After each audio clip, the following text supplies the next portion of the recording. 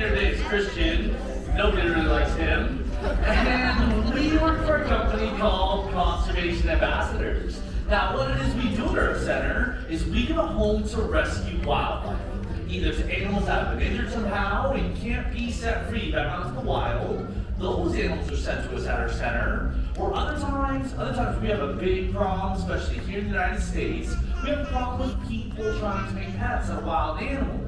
Now that never ever works. It's also against the law. And those animals are taken away and sent to our center as well. Now what we do is give these animals lots of love, lots of attention, and lots of food. And the animals that we can, we train to travel, going mostly to school groups, giving us a chance to share some amazing rescue wildlife up close and personal. Now, we've actually been partnering with SeaWorld for the last 29 years, and we've gotten to witness some of the amazing rescue work that they continue to do. In fact, since SeaWorld first opened their gates, they have rescued and released over 40,000 animals. Now, that definitely deserves a round of applause. That is honestly incredible. And they're some of the best at what they do. So when SeaWorld asked us to come share some of our rescue wildlife with you, we were super excited to do so. And we brought some awesome animals for you guys to meet. But our first guest is one of my all-time favorites to share with the audience. And well, check him out. Come on out here, Ebu. This is Ebu, and what is he? Who?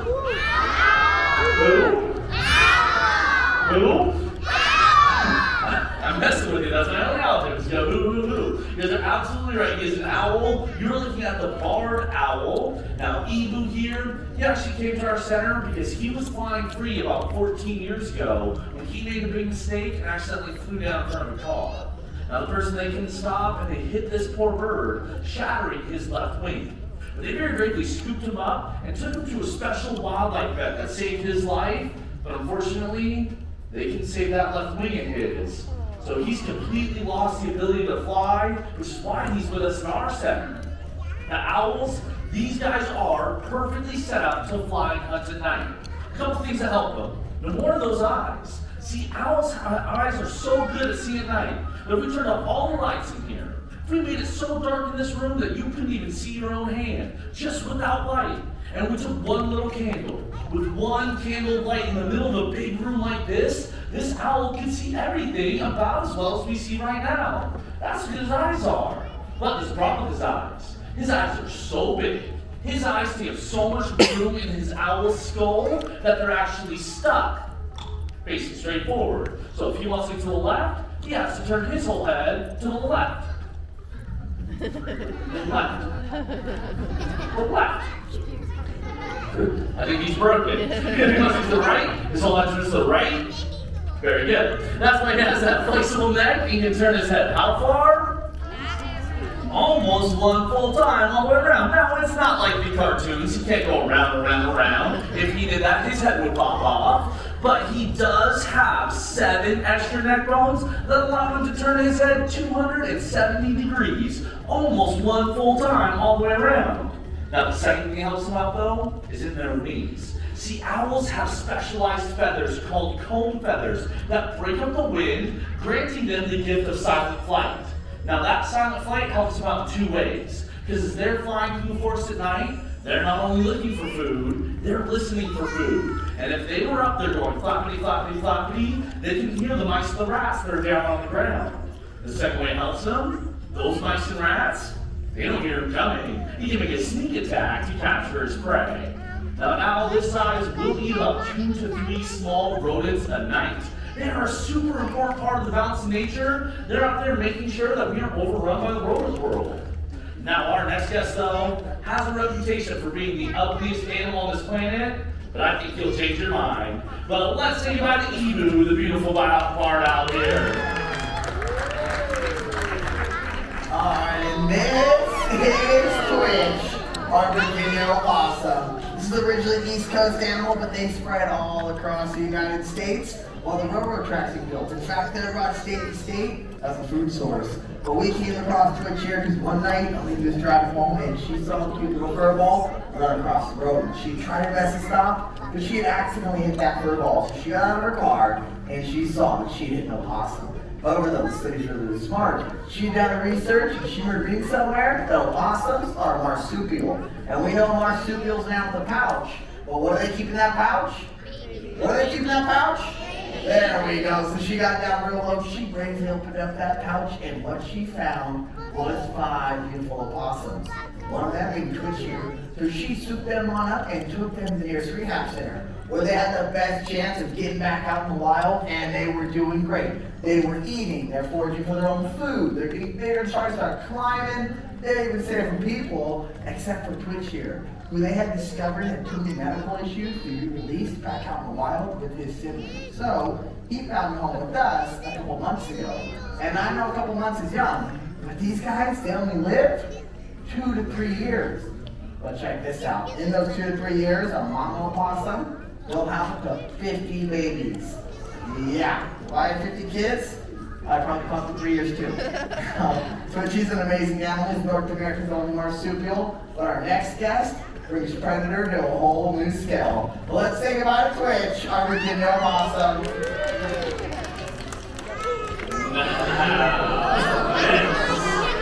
This is Spike, and he is the North American alligator. Now, the first question people always ask me is, JoJo, why does he bite you? And you guys know what the answer to that question is? Well, Spike here, he only bites Dodger fans. See, Spike, he's been doing educational programs with us for the past 37 years. See, 37 years ago, he was found being kept in a bathtub in Los Angeles, and he was taken away, and he's been helping us do programs ever since. But alligators, these guys are perfectly set up for life in the southern swamps. Everything from his nose being positioned on top of his snout to work like a snorkel, to these amazing spikes that run down his entire body and act like armor and protect him from other alligators. But then, he's got that big, long, muscular tail. That tail of his is the most well-muscled part of his body. He can pump that tail along and swim faster than a bottlenose dolphin can. Take that, Dolphin Stadium. He even has 2,000 pounds per square inch of crushing power in that mouth. Whenever he grabs a hold of something, you can bet it's always his. But alligators, though, these guys are actually an animal that gives me hope. See, these guys give me hope because we almost lost these big, beautiful creatures. We almost lost the North American alligator because of this side skin. See, so many alligators were overhunted for that skin of theirs to make boots and belts and wallets and purses out of them, that we almost lost the largest reptile that we had here in the United States. But you guys know what happened? People got involved. They started protecting the alligators, they started protecting the alligators' habitats, and now the North American alligator has made such a strong comeback that there are over 2 million alligators in Florida alone. Now they have to have a hunting season just to manage the population, but it shows that if we truly care about species, we can make a big difference out in the wilds. But let's say goodbye to Spike, the North American alligator. No. You say, see you later? Good. I did that bit in school once, and this little kindergartner came up to us at the end of the program, and he said, see you later, alligator, to Spike. So I said, in a while, crocodile, and this little kindergartner looked me dead in the eye and said, see you soon, you big baboon. Got very hard. I'll tell you what. Our next guest happens to be the only animal in our center that smells worse than Christian does. But let's give a round of applause to Spike one last time. Right. And this is Forrest, South American porcupine, also known as the Quindu. And I'm sure you guys have heard how they shoot their quills, right? So here's what we're going to do. On the count of 3, we're all going to clap one time really loudly. When we do this, Boris here is going to shoot 10 to 20 quills towards the audience. So those of you in the front row, cover your eyes. All right, ready? 1, 2, 3. Oh, can't believe you guys did it. Let's try it again. Ready? 1, 2, 3. Oh, you guys know why nothing's happening? Because porcupines can't shoot their quills. Those quills are just hairs, sharp, stiff, and pokey, and when another animal touches them, that's when they're left behind. It's not like they're spring-loaded. They can say fire missile 6 and shoot those quills out. But even though they can't shoot their quills, they're still some amazing animals, making up some of the largest members of the rodent family, from the African and Indian crested porcupines, weighing up to 50 pounds and having quills, 2 feet long in length, or the fuzzy little tree climber, the North American porcupine with barb quills that we have right here in the United States. But my absolute favorite to talk about is the South American porcupine, having over 30,000 quills covering every inch of his body, except for that cute little button nose of his, the very pads of his feet, and the tip of this prehensile tail. And you'll find these guys sitting up high in the canopies, sleeping in a hollow tree, waiting for nightfall. And when nighttime comes, that's when they poke their little heads out, getting ready to go on their nightly excursions. And they do that with confidence because of that awesome hairdo of theirs. If a big predator comes along and tries to spook him, he's gonna shake his entire body like a big spiky maraca, warding that predator off, and he's gonna make one extremely prickly nail. Well, we came across Forrest here because he came to us from an animal production company that was shut down due to lack of funding. So he's retired from life from the big screens to now doing programs with us. Still a bit of a diva though. Now, our next guest, one of the most iconic animal on the planet. Well, let's say goodbye to Boris, our pokey friend, the Quindu.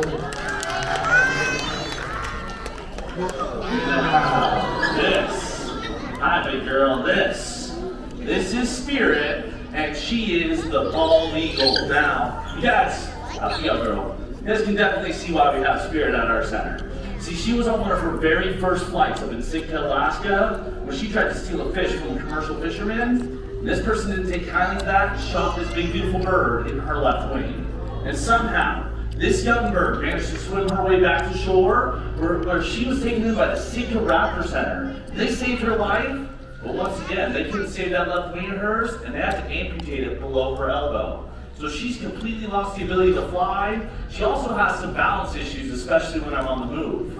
Now, bald eagles though. These guys are one of the most recognizable and inspiring animals on this planet, but once again, we almost lost these beautiful creatures. We almost lost the bald eagles due to a chemical called DEITY.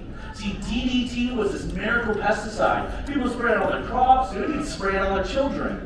And nobody was being hurt directly, but that chemical would wash in the riverways. It would be absorbed by the fish, the eagles would then eat those fish, and the eagles themselves would survive. But they ended up with a calcium deficiency. And that calcium deficiency resulted in the bald eagles laying very, very soft eggs. And so when they would nest, the eggs would break, and no new generations of eagles were being born. Now here's the thing. DDT was banned in the 70s. It was done being used, but the problem was still occurring, and our national symbol was in danger of going extinct. It actually took the help of passionate people that go out and watch the bald eagles' nests, waiting for moms to lay their eggs. Right when those eggs were laid, they would chase mom away, which is not as easy as it sounds. They would take the soft eggs back to incubate them and leave fake eggs in the nest. Now, right when those babies would hatch, they would rush them back to that very same nest, and this was working surprisingly well. But the best part was, those babies didn't have the chemical in their system anymore. They were able to reproduce on their own. And this worked so well that in 2007, the bald eagles were able to be taken off the endangered species list, and our national symbol is thriving once again in our waterways, which I think is very cool to see. Now, bald eagles though, these guys are incredible animals. She has eyesight that's 6 times better than yours or mine. She has close to 1,000 pounds per square inch of crushing power in those talons of hers. And these birds are even known. If they catch a fish that's too heavy for them to fly with, they'll swim it back to shore. They're an amazing fisher and scavenger, and I'm absolutely honored to be able to share her with you guys. And she might fall off my glove again when I turn to leave, but let's give a hand to Spirit, the beautiful bald eagle here. All right, and this is Pepe. What is he? That's right, but he's not just any skunk, he's a striped skunk. And you can tell by these beautiful racing stripes going down his back. Now there's also a spotted skunk as well as a hawk-nosed skunk. It's got a nose kind of like big. But the one thing all these skunks have in common is that spray. Have you guys heard the spray before? Our show works in. I'm just kidding, you guys are right. That one will be for the end of my career, and it's definitely gonna happen at a junior high school. Now, ducks here, they don't have the fastest feet, the sharpest claws, or the strongest bite. So all they have to fit themselves out there with is that spray. So let's say big old predator comes along and tries to spook him. You know what he's gonna do? He's gonna throw a really big fit. He's gonna start by stomping those front feet, letting that predator know that he is a skunk and he is gonna spray. And if that first one is good enough, he's gonna do full-on handstands. And if they don't list those handstands, well, he's gonna spray. And he can spray up to 15 feet. So some of you guys in our front row here, you're in our spray zone. Now, that smell's not even the worst part. That spray gets in that predator's eyes, their nose, their mouth, and it burns, working like nature's pepper spray. But we came across Pepe here because unfortunately, his mama was hit by a car. When they pulled over, they saw Pepe standing on the side of the road. But I gotta tell you, there is nothing cuter than a baby skunk. They look like little killer whales waddling down the road. So she swooped him on up and tried to make a pet out of him. And then if that wasn't enough, she also induced snake glands. So when they got caught, Pepe here had no way to defend himself out in the wild. Now our next guest has been recognized as one of the most famous animals on the planet, making their way through Instagram. Her name is Tater Tot. Well, let's say goodbye to Pepe, our splash skunk. Now this is Tater Tot, and what is she? Capybara. Now, back when I was a kid, which was not that long ago, nobody knew what these animals were. And now, ever since they've been known for making friends with odd animals, they've been blowing up social media. Kind of amazing. Now, Tater Tot, though, the capybaras, they're from the rainforests of South America, where they live alongside top-tier predators like crocodiles, caiman, jaguar, and anaconda. So these guys, when they are first born, they have to be ready to survive. So a baby capybara that is only 1 day old can already walk and run. They can already swim. See those big web feet of hers? These guys like the water so much that nature has given them an extra eyelid, a built-in pair of swimming goggles, so they can see perfectly under the water. So day 1, they can walk and swim. By day 4, they start eating solid foods, and that's when they really start to grow. And she'll grow and get bigger and bigger until eventually she weighs over 110 pounds, making her the largest rodent on this planet. Yeah, it's pretty amazing. But like all rodents, she has ever-growing teeth. The 4 front teeth in her mouth are made out of keratin, the same stuff as your fingernails. So she constantly needs to chew on hard woods or hard foods in order to keep those teeth at a healthy level. Now, Tater Tot, though, she came to our center kind of in an unusual way. See, there was a breeding program out in Arizona that bred animals for other zoological facilities. But the owner was in a car accident and passed away. They need to find homes for a lot of his animals, so they called us up and asked me to give some of their animals a home. And we took in a capybara as well as some other really amazing animals, but the capybara that showed up at our center gave birth 2 days later. Now here's the thing, she was in a new area and she was not being a very good mom. She was not taking care of her babies, so you know what I had to do? I had to take Tater Tot in. I had to give her a bottle every 3 to 4 hours. I gave her all the right foods, make sure she was getting big and strong. But you remember how I said they like to chew on hard things? Well, Tater Tot doesn't like to chew on hard things necessarily, but what she likes to chew on is everything I love. Whether it's my video game controller, my brand new coffee table, my favorite t-shirt, if I love it, she chews on it and she is rapidly ruining my life. She is an amazing animal though, and she's going to become an awesome animal ambassador for her kind. Now, did you guys enjoy those animals though? I hope you did, and I hope you guys learned something. But because we get to work with all these awesome wild animals, people tend to ask us this one question. They tend to ask us what our favorite animal is. And I feel like they're always expecting answers like monkeys, lions, tigers, or elephants. And you know what? We love the wildlife. That's why we do what we do. But my favorite animal, without question, without a doubt, is this next guest. His name is Basil, and you guys will definitely know what he is when you see him. Well, check him out. Come on out here, Basil. Come on, buddy. Take your time. This is my favorite animal. I trust him, he trusts me. I know he wants to be with me. You have to know the wild animals belong in nature where they're truly supposed to be. Anyways, thank you so much for coming to listen to our rescue tales and enjoy the rest of your day here at SeaWorld, everybody. Thank you very much for coming.